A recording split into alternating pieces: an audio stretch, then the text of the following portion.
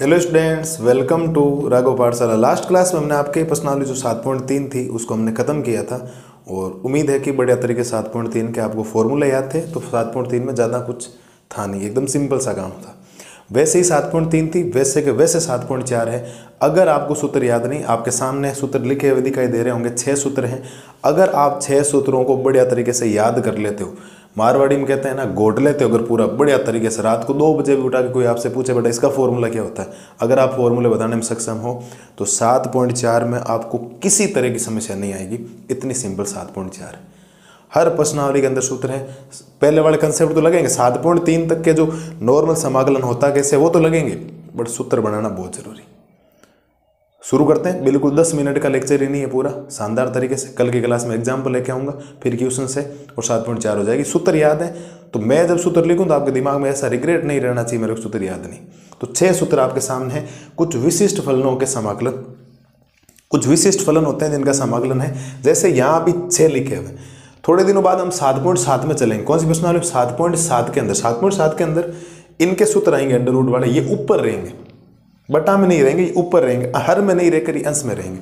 तो पहला सूत्र याद रखना है, समाकलन of dx upon x square minus A square. अगर कोई वहां फॉर्मूला बन रहा है x square minus A square के रूप का, एक्स होगा, ए का मतलब कोई अचर राशि होगी उसका स्क्वायर। जैसे 2 आया तो 2 को मैं रूट 2 का स्क्वायर लिख सकता हूँ, 4 आया तो उसको मैं 2 का स्क्वायर लिख सकता हूँ। तो स्क्वायर तो बन गया मेरे। उसका सूत्र होता है 1/2a log x minus a upon log x plus 1/2a log x minus a upon x plus a, और प्लस सी तो वैसे भी लग रहा है। ठीक है, तो पहला सूत्र आपको याद रखना है। अगर आपके पास x square minus A square बटा में अगर x square minus A square का फॉर्मेट बने तो 1/2a log x minus a upon x plus ए आपको याद रखना।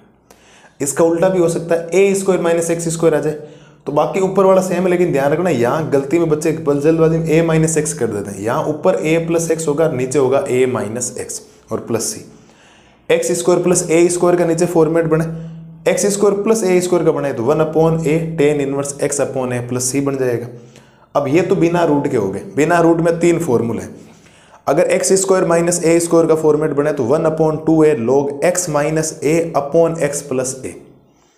अगर 1/a square minus x square बने तो 1/2a log a plus x upon A minus x होगा। इस बात को ध्यान रखना।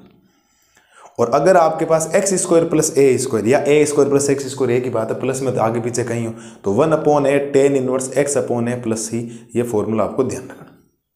इस बात का विशेष तौर पर ध्यान रखें साहब। ठीक है साहब, याद कर लें। ये तो तीनों बिना रूट हो गए, फिर 3 रूट के अंदर।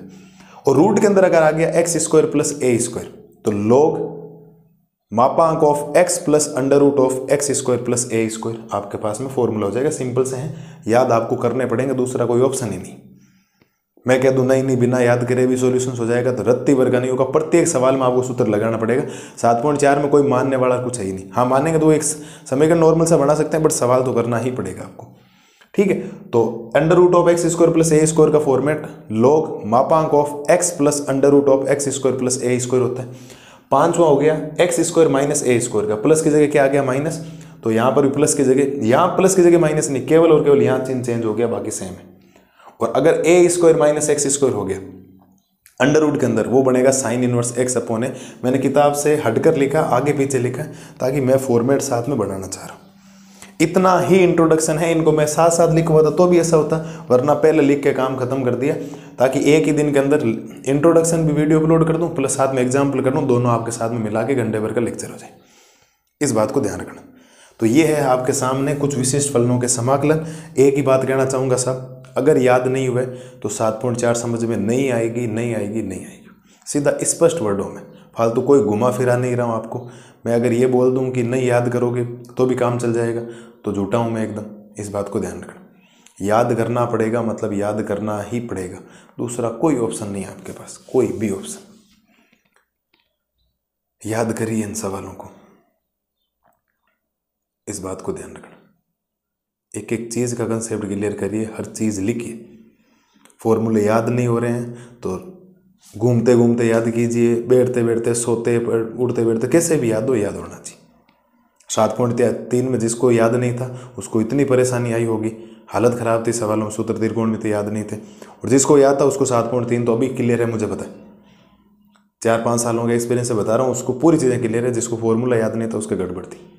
तो आप भी फॉर्मूला याद कीजिए। प्रत्येक विद्यार्थी का काम यही होता है। कोई मैं बेवकूफ़ नहीं हूँ कि एक फालतू का लेक्चर बना रहा हूँ। इंट्रोडक्शन काम का होता है, इसीलिए इंट्रोडक्शन बनाया जाता है। वरना इंट्रोडक्शन क्यों बनाए साहब, बोलो। कोई फ़ायदा है इंट्रोडक्शन बनाने का? नहीं है ना फ़ायदा। तो है फ़ायदा तभी तो बना रहा हूँ ना, इसीलिए याद होने चाहिए। मैं जब सूत्र लिखूँ उसके अंदर सवाल के अंदर देखो ये सूत्र हमने वहाँ पढ़ा था, हाथों हाथ दिमाग के अंदर रिएक्ट हो जाना चाहिए, स्लाइड आ जानी चाहिए हाथों हाथ आज की क्लास की कि हाँ सर ने ये पढ़ाया था। 6 सूत्र याद हैं तो किसी प्रश्नावली में आपको समस्या नहीं आएगी। 7.4 का एक एक सवाल आपके हाथ में होगा, एकदम मुट्ठी में होगा, कोई प्रॉब्लम आपको नहीं आएगी। एक एक कंसेप्ट, मेन मुद्दा ये है कि क्लियर करना बहुत जरूरी हो जाता है। बाकी चीज़ें बहुत सिंपल है, कुछ भी रत्ती भर का ज़्यादा आपको फर्क पड़ेगा नहीं। तो ये है साहब आपके सामने 6 सूत्र आपको याद होने चाहिए। बढ़िया तरीके कॉपी में लिखिए, नोट्स बनाइए, याद कीजिए। कल की क्लास में मिलते हैं उदाहरण का सॉल्यूशंस लेकर। तब तक मस्त रहिए, स्वस्थ रहिए। ज़्यादा समय क्यों ले रहा हूँ, आप इनको याद कीजिए। मस्त रहिए, स्वस्थ रहिए। Thank you.